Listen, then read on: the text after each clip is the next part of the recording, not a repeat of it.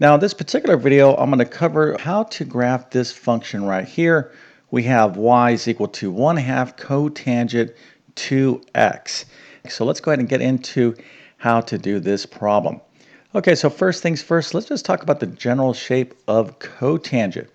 Now, if you don't know what cotangent is, you're like, I don't even know what you're talking about. Well, this might just be, a little bit advanced for where you're at right now. It doesn't mean you can't learn this stuff, but if you don't have a basic understanding of trigonometric functions, sine, cosine, tangent, and cotangent, secant, and cosecant, well, you need to have, that understanding before you can get into how to sketch these functions. But this is what we call a periodic function in trigonometry. So when you study trigonometry, you study something called periodic functions because they repeat. So let's take a look at one period of the cotangent x graph. So this is y equals cotangent x. It's a basic graph. Now this right here is the graph in and of itself, but it continues to repeat on and on and on. So that's why we call this a periodic function, but we're only looking at one period. Now I'm using this word here, and you can see like the width of the graph is between 0 and pi. But I have these little dotted lines here. Now what do those dotted lines indicate? Well, if you said asymptote, I would say you are doing fantastic in your class. That's absolutely right. Now, what is an asymptote? So that's a little pop quiz for you. If I said define asymptote in your own words, put that into the comment section. And if you said something, well, it's a line where the graph approaches but never touches, you would be absolutely correct. So I got to give you a little happy face and A plus for that answer. And this is what's going on here with this cotangent graph. It's approaching pi. Okay, so we're going from 0 to pi. Again, we're working with radians. And pi is equivalent to what? Well, 2 pi is 360 degrees, so pi is 180 degrees. So again, I'm kind of assuming that you have a pretty good knowledge of all this stuff at this level. But anyways, so the cotangent is approaching, the graph is approaching the asymptote at pi. So let's kind of go ahead and define some of these things right here. So I want to be using some terms that hopefully you understand. So we are talking about a trigonometric function. Okay, so functions have domains and range, and of course we have a period, and then this is what we call the fundamental cycle. Now let's just go ahead and define the domain. So x cannot be, okay, so basically we're talking about any real number. However, this is x cannot be k times pi, where k is any integer. What does all this crazy stuff mean right here? Well, effectively, we're talking about the period, right? So if k is any integer, let's let k equal to 1. 1 is an integer, so 1 times pi is pi. X cannot be equal to pi. So this is the x-axis. Why? Because these are the asymptotes. Now there's other reasons for it, because when you look at the definition, the trigonometric ratio of cotangent, you can see that that is undefined. So that's why we have to kind of express the domain this way. But it's not just pi, right? It's any integer. So k can be 2. So 2 pi right over here would also not be in the domain, and that's where our asymptotes are going to be, because we're talking about x equal lines. Okay, so that is the domain, and then the range is going to be basically negative infinity to positive infinity. What does that mean? Well, it means the graph, it can go to positive infinity, and down here it can go to negative infinity. So that is the range. And let's go ahead and talk about the period. So again, we're talking about periodic functions. So if we're talking about like sine, right, the sine wave continues on and on and on. Each time it repeats its cycle, this is a period of that graph. Okay, so again, we're talking about trigonometric periodic functions. So the period here is pi units. Okay, so it's pi wide. So here, from here to here, the graph is going from 0 to pi, and then of course it would repeat on and on and on. Okay, and what is the fundamental cycle? Well, one cycle is just basically one complete graph. So it's going from 0 to pi, and here is our interval notation. Hopefully you understand it right here, but there you go. So 0 to pi. All right, so that's just the basic cotangent graph. Now, you might be saying to yourself, well, that's a lot to know about cotangent. Well, guess what? You are so lucky because at this level of mathematics, you need to understand the tangent function, everything I just described, the domain, the range, the periodic function, the fundamental cycle, etc. And then you get to understand sine, cosine. You're just so lucky to be at this level of math. So that's why you have to take great notes, all right, and pay attention. This is the kind of stuff that you just can't learn by sitting down like, oh, I'll just kind of cram real quick for my exam or test. It's not going to work. You have to be committed at this level of math, and hopefully you already have those academic habits down.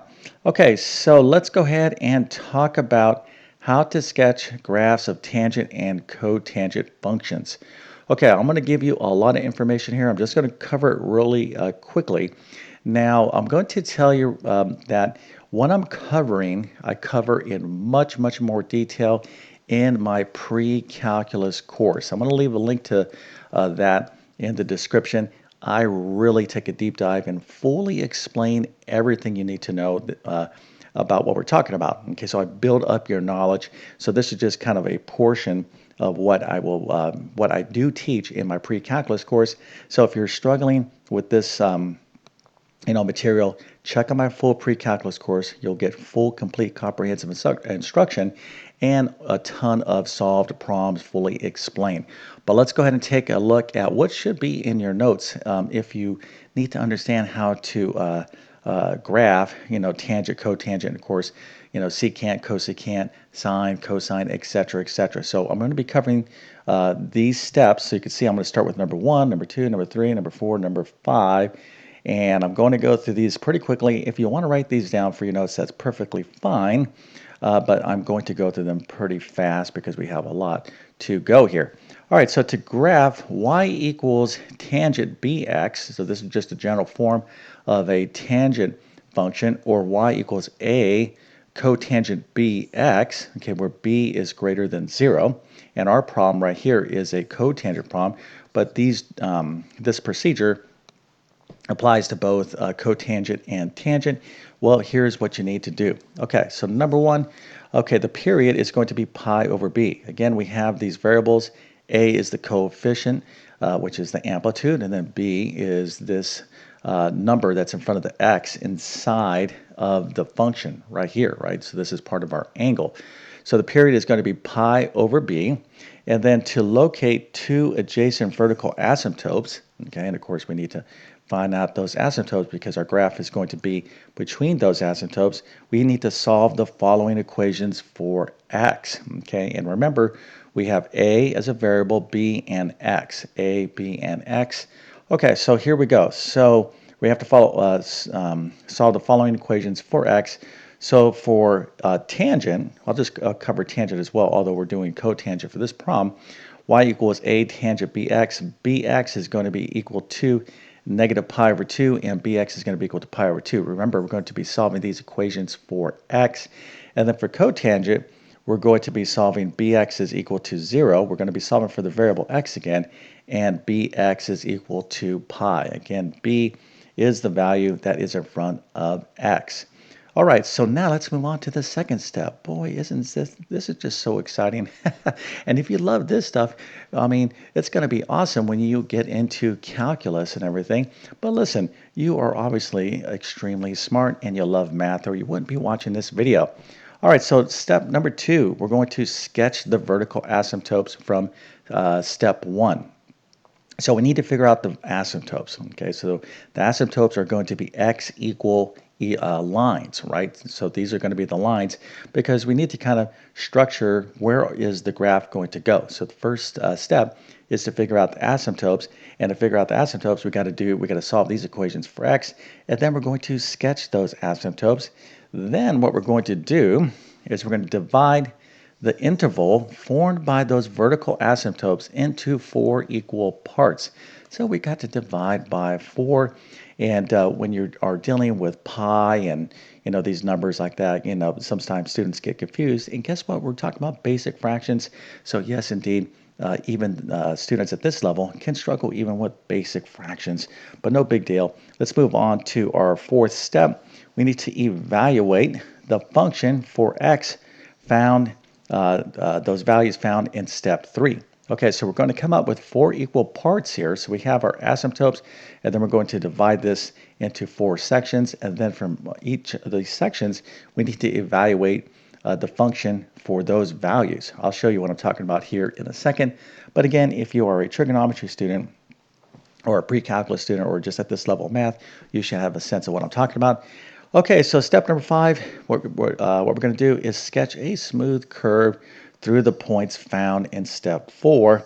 And then we're going to indicate the curve is approaching the vertical asymptote. So your teacher, okay, wants to see that you understand the behavior of a graph approaching an asymptote. So you don't want to ever touch the asymptote when you're graphing, and you need to indicate that your graph is approaching but not touching that asymptote, okay, showing that asymptotic behavior. Are you struggling in math because of confusing lessons? Maybe the teacher's not showing you all the steps you need, or things are happening too fast. Well, there is a better way.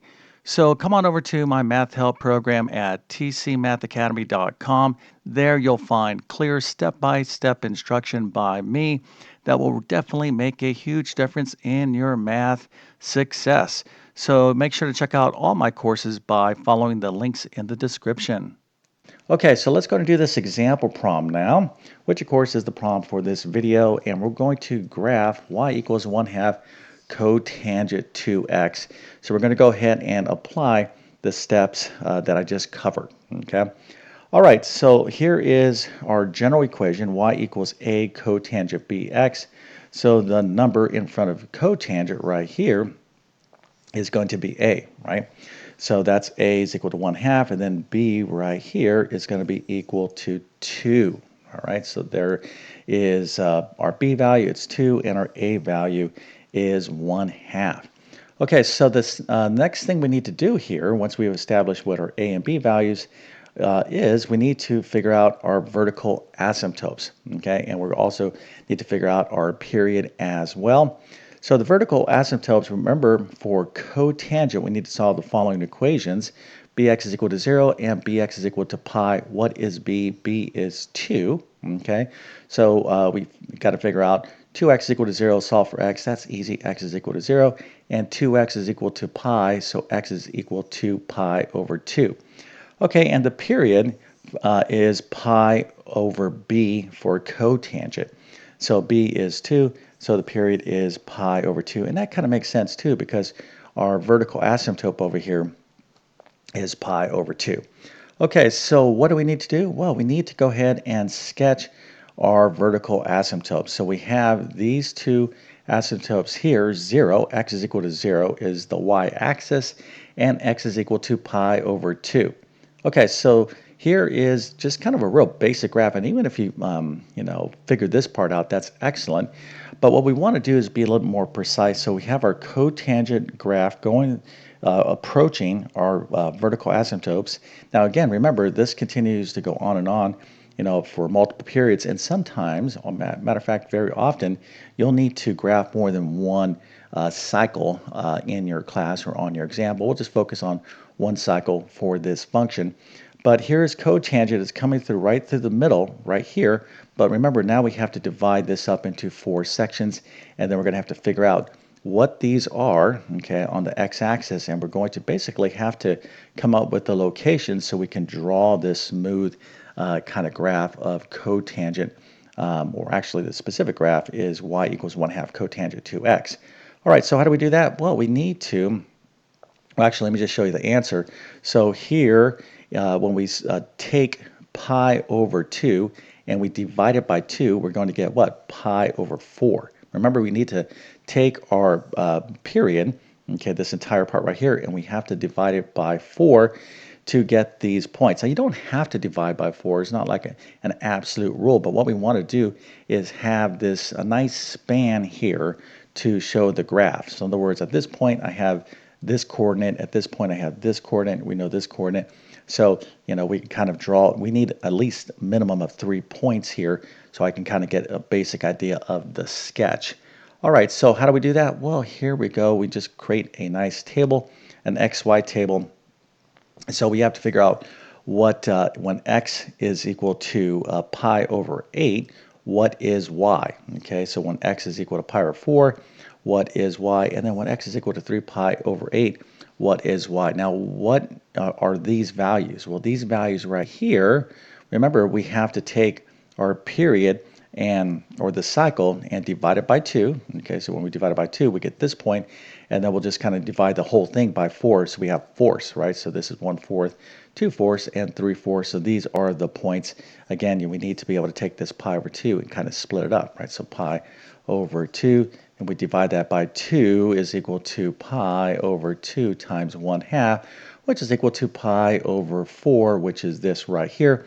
And of course, we could take that, divide that by 2, we'll get pi over 8, and then you just have to basically be able to add and subtract. Now again, I'm kind of quickly going over this because this is not complete full instruction that I would show you, let's say for example in my class, but hopefully you get the idea. Okay, but these are the x values. What we need now is the y value so we can have full coordinates to plot, so we can have a lovely curve here or a nice cotangent graph. So when x is, for example, pi over 8, well, what do we do for that? Well, here is x, right? This is y is equal to 1/2 cotangent 2x. So I'm going to replace this x with pi over 8. So this is going to be 2 pi over 8. So now we need to know what the cotangent of 2 pi over 8 is, and that's going to be what? Pi over 4. Now, this would be a problem that you definitely would see on an exam where your teacher says no calculators, because then you're going to have to go ahead and evaluate trigonometric function for pi over 8.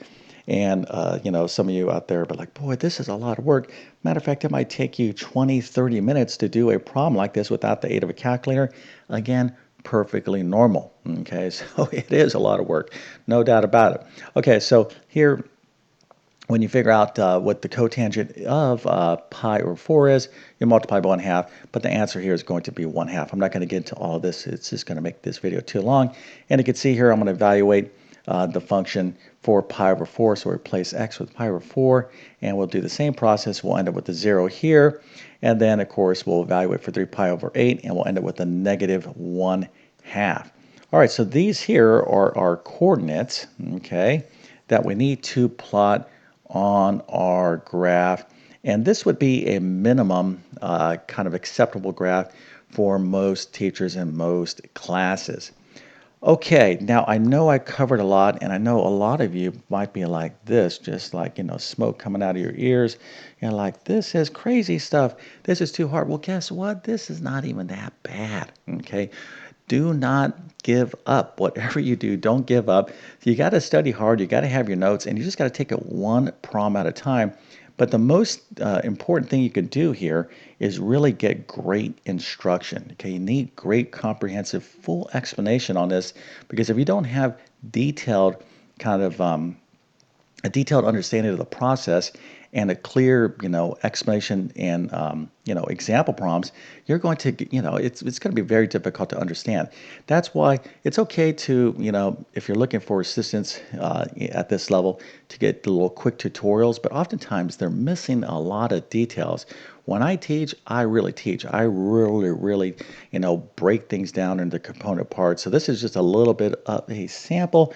But if this video helps you out, don't forget to like and subscribe. And with that being said, I definitely wish you all the best in your mathematics adventures. Thank you for your time, and have a great day.